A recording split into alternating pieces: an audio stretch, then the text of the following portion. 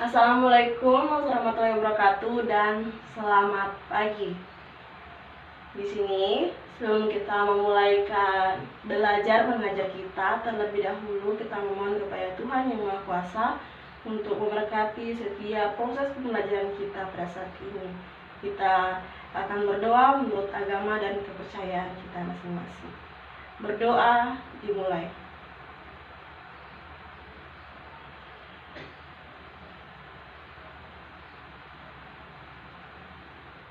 Di sini seperti yang Ibu katakan kemarin atau minggu lalu, bahwa di sini kita akan belajar tentang suhu dan perubahan. Namun sebelum itu Ibu akan absen terlebih dahulu.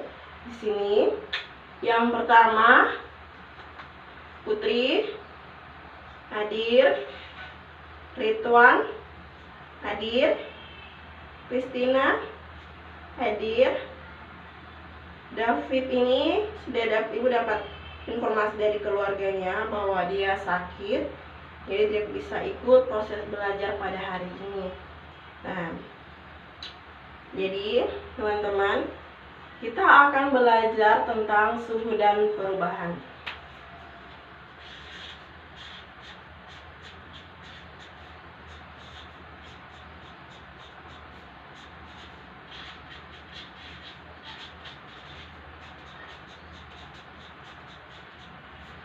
Ada yang tahu apa yang dimaksud dengan suhu? Nah, suhu itu menjelaskan tentang besaran derajat panas, dingin suatu benda. Nah, bagaimana cara mengetahui tentang keberadaan suhu ini atau keberadaan dari bagaimana kita mengukur tentang suatu panas atau dingin suatu benda? Nah, kalau dalam alat laboratorium itu kita menggunakan yang namanya termometer.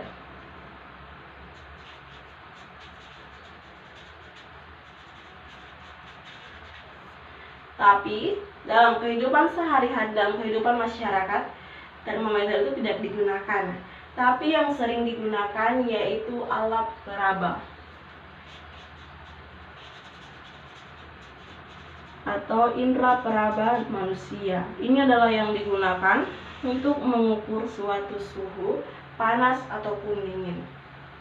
Nah, ada yang tahu, kita akan membahas tentang termometer. Ada yang tahu jenis-jenis dari termometer ini? Yang pertama yaitu termometer alkohol. Termometer alkohol. Yang kedua yaitu termometer basal. Yang ketiga yaitu termometer merkuri. Yang keempat yaitu termometer oral. Yang kelima yaitu termometer Galileo. Yang keenam yaitu inframerah. Yang ketujuh yaitu cairan kristal. Yang kedelapan yaitu termistor. Nah, tapi di sini kita akan membahas tentang termometer yang sering digunakan dalam alat laboratorium. Karena itu yang sangat penting, kita akan pelajari bagaimana fungsi dan kegunaan dari termometer tersebut. Yang pertama yaitu termometer bulb. Ada yang tahu apa itu termometer bulb?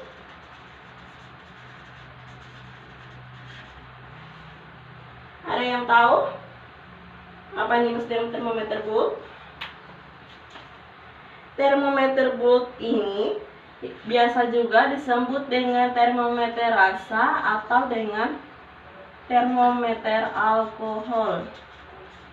Ini yang sering kita jumpai saat kita mengukur di laboratorium, itu mengukur air ataupun mengukur suhu ruang.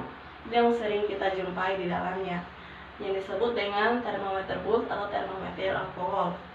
Ada yang tahu cara membaca termometer bulb ini? Nah, di sini Ibu tidak akan menjelaskan, tapi Ibu akan jelaskan pada minggu depan bagaimana kegunaan atau cara menggunakan termometer putih alkohol. Yang selanjutnya yaitu termometer spring.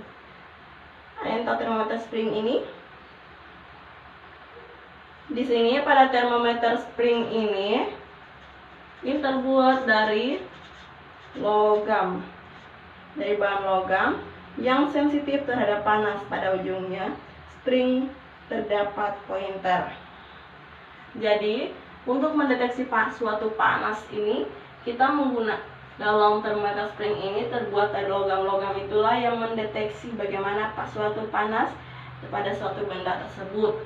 Yang ketiga yaitu termometer non kontak.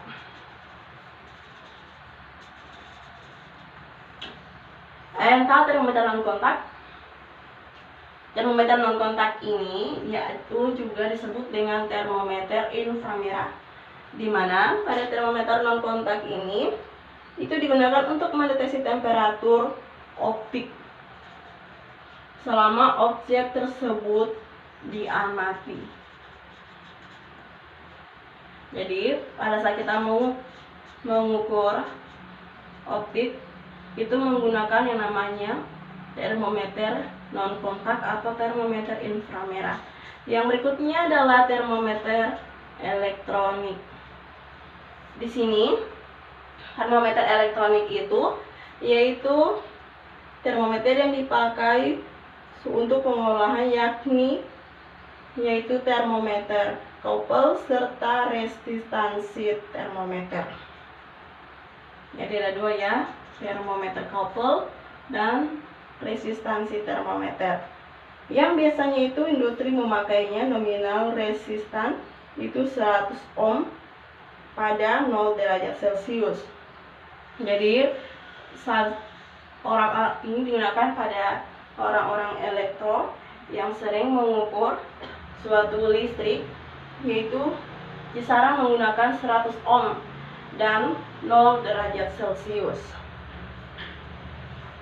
Itulah mengapa kita belajar pada mata kuliah, pada pelajaran hari ini, pada suhu dan perubahan. Ternyata ada kaitannya juga, kita belajar juga tentang elektro, karena kita belajar tentang termometer dari elektronik ini. Nah, itu yang akan membahas lebih lanjut, itu ada mata pelajarannya tersendiri. Nah, di sini sebelum kita lanjut, masih ada yang mau ditanyakan sebelum Ibu lanjut ke pembahasan selanjutnya. Jika ada yang belum dimengerti, bisa ditanyakan bagaimana cara menggunakannya, apa fungsi. Ada yang masih mau bertanya sebelum lanjut? Nah, kita akan melanjut pada skala-skala termometer. Ada yang tahu berapa skala termometer? Skala termometer itu terbagi atas 4, yaitu Celcius, Reaumur, Fahrenheit, dan Kelvin. Ada yang tahu bagaimana titik didih dan titik bekunya? Titik didihnya ya untuk Celcius yaitu 100 dan titik bekunya 0. Dan untuk Reaumur titik didihnya yaitu 80 dan untuk titik bekunya 0. Sedangkan untuk Fahrenheit titik didihnya yaitu 212 dan untuk titik bekunya yaitu 32. Dan untuk Kelvin titik didihnya yaitu 373 dan untuk titik bekunya yaitu 273. Nah, di sini kita akan belajar tentang rumus dari masing-masing skala ini. Bukan tabelnya. Di sini bagaimana kalau Celcius ke Reaumur, Celcius ke Fahrenheit dan selanjutnya. Jadi di sini Ibu akan bagi dalam di sini pertama Celcius, Reaumur, Fahrenheit, Kelvin, ke Celsius, Reaumur, Fahrenheit, Kelvin. Nah, untuk Celsius ke Celsius itu tidak ada. Untuk Celsius ke Reaumur yaitu 4/5 Celsius, dan untuk Fahrenheit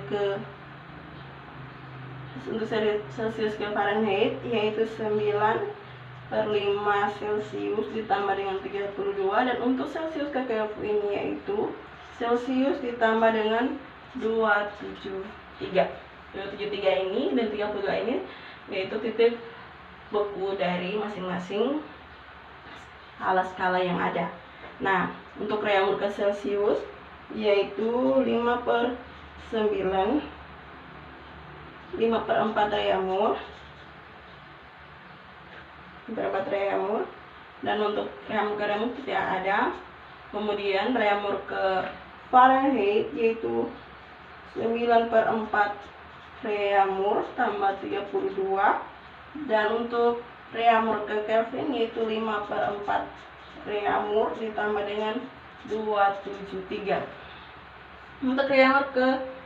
Untuk Fahrenheit ke Celsius yaitu 5/9 Fahrenheit kurang 32.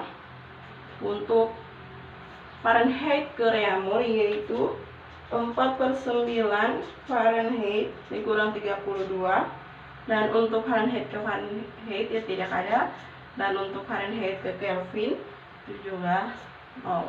Kita tidak ketahui berapa skalanya. Nah, untuk Kelvin ke Celsius yaitu Kelvin 273. Itu hampir sama ya. Untuk Kelvin ke Reaumur yaitu 4/5 K kurang 273. Untuk Kelvin ke Reaumur, untuk Kelvin ke Fahrenheit tidak ada, bisa diketahui, dan untuk Kelvin ke Kelvin itu sampai di sini ada yang ditanyakan karena untuk rumus skala dari masing-masing Celsius, Reaumur, dan Kelvin ini itu akan sering kali muncul dalam soal. Jadi kalau tidak dilihat memang untuk rumus-rumus ini mungkin akan kewalahan dalam menyelesaikan soal-soal, karena setelah ini Ibu akan memberikan soal dari masing-masing skala ini. Ada yang mau ditanyakan sampai di sini? Sebelum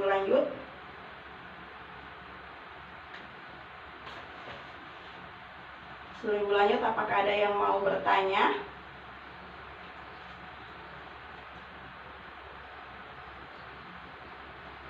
Untuk suhu dan perubahan ini juga itu sering muncul dalam kehidupan masyarakat, sering muncul dalam kehidupan kita sehari-hari. Bagaimana kita mengukur suhu tubuh kita? Mengukur suhu tubuh kita seperti dalam medis itu kita sering mengukur bagaimana suhu kita, apakah panas atau dingin. Nah, pada saat ini kita bersyukur bisa belajar tentang itu, belajar tentang alat-alat yang digunakan dalam mengukur suhu. Nah, mengapa pada suhu ini kita dalam kehidupan masyarakat itu lebih mengandalkan yang namanya alat peraba dibanding dengan termometer? Kalau dalam termometer itu menggunakan yang namanya melihat tentang besarannya, sedangkan dalam alat peraba itu kita hanya merasakan gitu, apakah dia itu panas atau dingin. Jadi itu yang membedakan tentang alat peraba yang benar-benar kita menggunakan alat, dan juga kita hanya menggunakan tangan kita untuk melihat apakah benda tersebut atau suhu tubuh kita itu mengalami yang namanya panas atau dingin. Di sini Ibu akan melanjutkan, akan memberikan soal sebelum kita mengakhiri pelajaran kita saat ini. Ibu akan memberikan soal dan itu akan dijawab jika waktunya masih ada.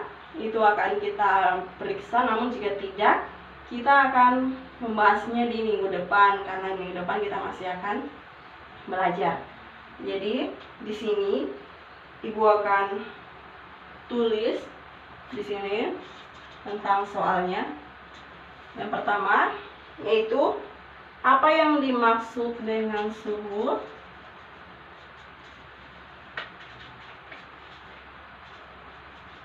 Yang kedua yaitu Ibu aja, sebutkan macam-macam zat dalam termometer. Sebutkan zat-zat dalam termometer.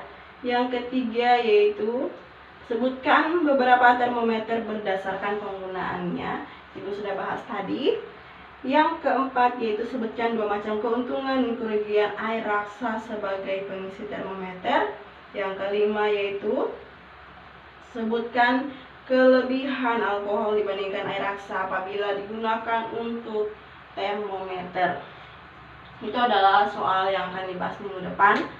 Jadi saya harap teman-teman partisipasinya adik-adik semua untuk mengerjakannya, karena itu sangat baik untuk nilai kalian di akhir nanti. Masih ada yang menanyakan sebelum kita mengakhirinya? Jika tidak ada, Ibu mengucapkan terima kasih untuk kehadiran semuanya, dan biarlah semuanya benar-benar dapat mengisi setiap soal-soal yang telah diberikan, dan di rumah harap benar-benar bisa menjaga setiap kebersihan teman-teman seperti saat ini. Sekian dan terima kasih.